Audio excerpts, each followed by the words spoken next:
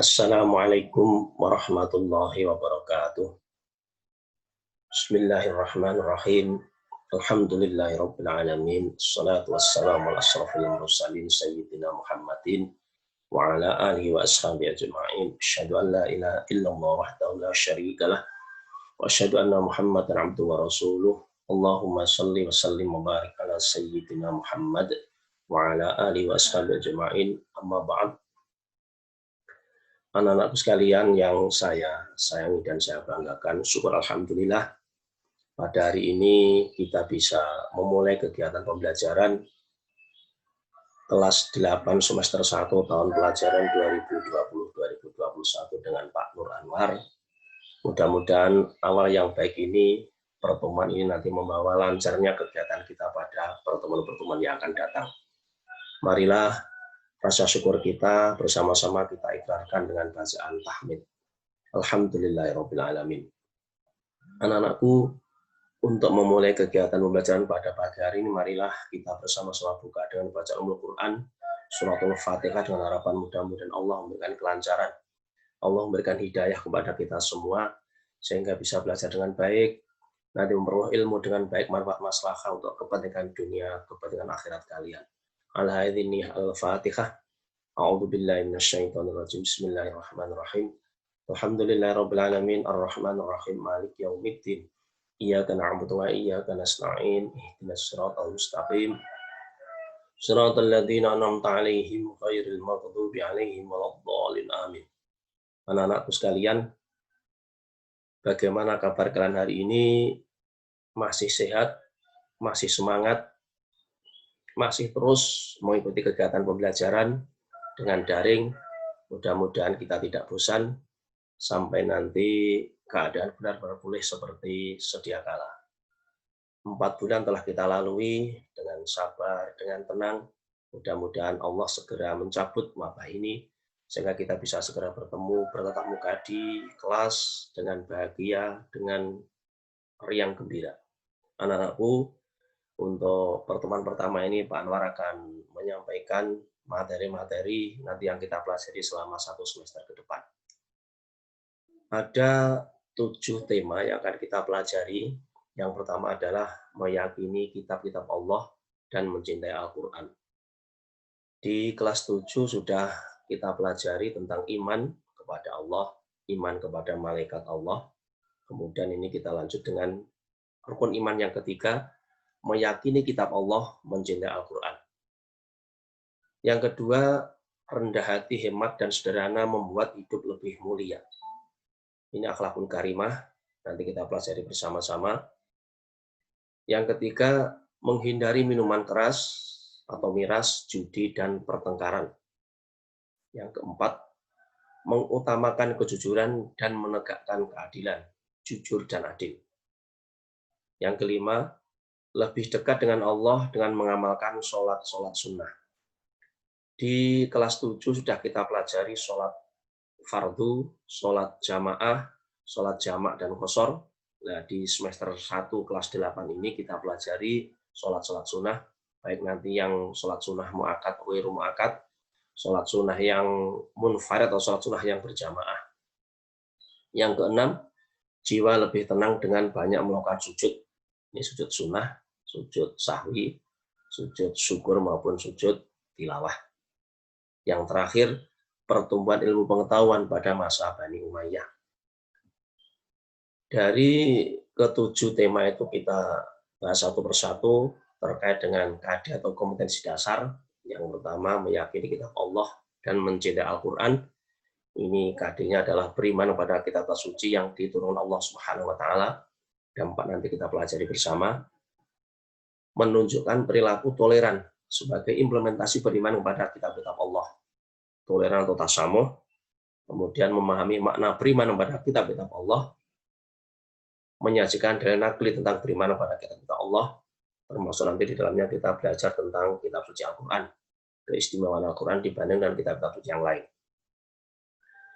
Untuk tema 2, KD-nya adalah terbiasa membaca Al-Quran dengan meyakini bahwa rendah hati, hemat, dan hidup sederhana adalah perintah agama. Rendah hati, hemat, hidup sederhana itu adalah perintah agama. Nanti kita pelajari Al-Quran surat Al-Furqan ayat 63, Al-Isra ayat 17, Al-Isra ayat 26-27, dan hadis-hadis yang terkait dengan hemat, rendah hati, hidup sederhana.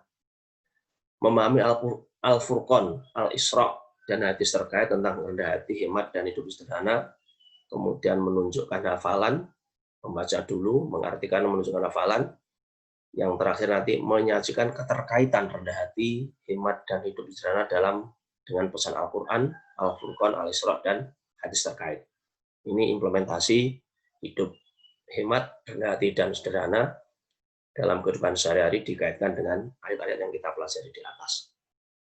Kemudian yang ketiga, menghindari minuman keras, judi, dan pertengkaran.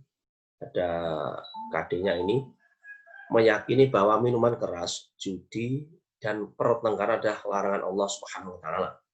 Juga termasuk ini larangan dari negara kita. Yang kedua, menunjukkan perilaku menghindari minuman keras, judi, dan pertengkaran dalam kehidupan sehari-hari. Kemudian yang ketiga, memahami bahaya mengkonsumsi miras, judi, dan pertengkaran sebagai implementasi dari pemahaman Al-Quran surat Al-Maidah ayat 90-91 dan 32 serta hadis terkait. Yang terakhir nanti menyajikan dampak bahaya mengkonsumsi minuman keras, judi, dan pertengkaran. Tentu ini banyak sekali maldharat atau bahaya yang akan ditimbulkan bagi mereka yang melaksanakan atau melakukan hal yang dilarang oleh Allah, minuman keras, judi, dan pertengkaran.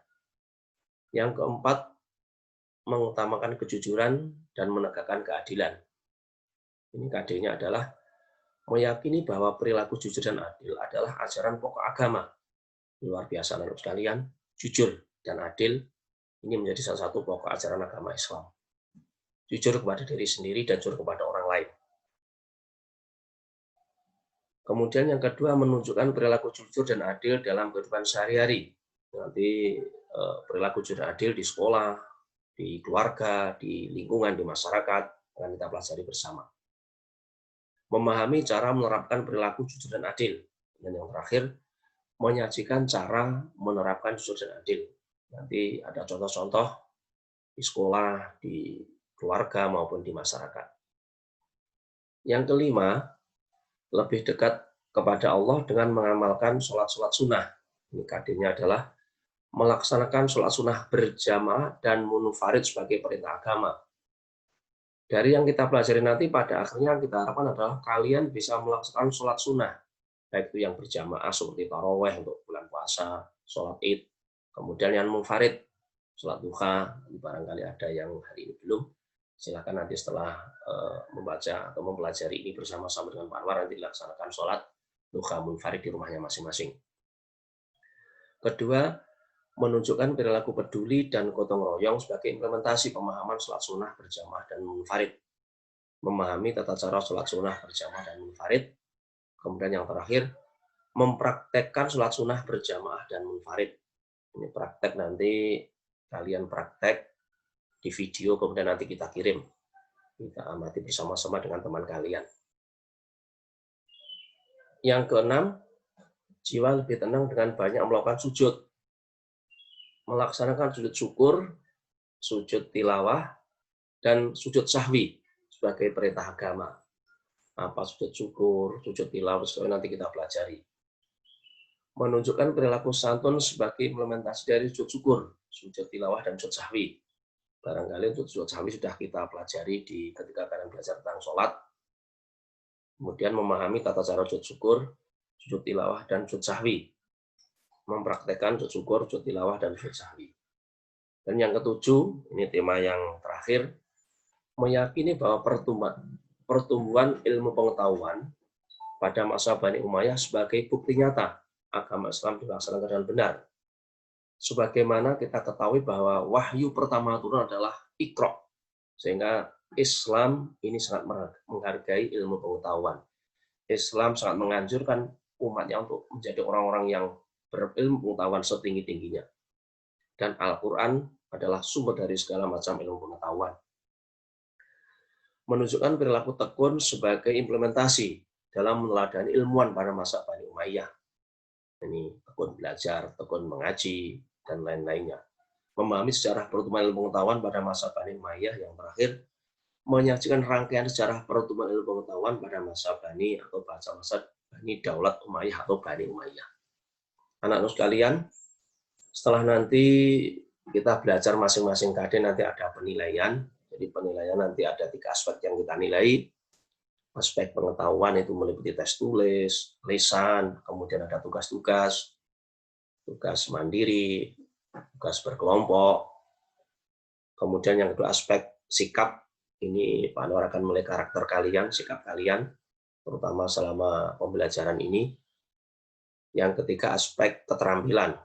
Ini praktek dan portofolio, praktek sholat, praktek membaca Al-Quran, praktek sujud. Portofolio nanti berarti tugas-tugas yang harus kalian selesaikan dalam bentuk portofolio. Nah, penilaian ini ada intinya ada 4, yaitu penilaian harian, kemudian juga tugas, PTS, penilaian tengah semester, dan PAS atau penilaian akhir semester. Ini dilaksanakan setiap akhir dari kegiatan pelajaran dalam 1 semester. Nah, coba sekarang kita refleksi kita bersama-sama, muhasabah. Adakah yang belum sholat duha untuk pagi ini atau hari ini? Nah, ini yang belum, silakan nanti dilaksanakan. Kemudian yang kedua, kebaikan apa yang sudah kalian lakukan hari ini? Keburukan apa yang sudah kalian lakukan hari ini?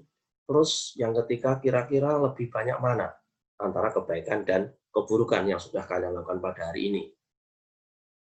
Yang kedua, di masa pandemi saat ini harus tetap tenang, tetap waspada, mari tetap ikuti protokol kesehatan, sering cuci tangan, pakai sabun, jaga jarak, pakai masker ketika keluar rumah, dan jangan lupa perbanyak amal ibadah. Mohon berdoa kepada Allah, semoga kita selalu dalam lindungan Allah Subhanahu wa Ta'ala, sehat lahir batin, selamat dunia, selamat akhirat. Amin ya rabbal alamin. Nah, setelah ini ada tugas.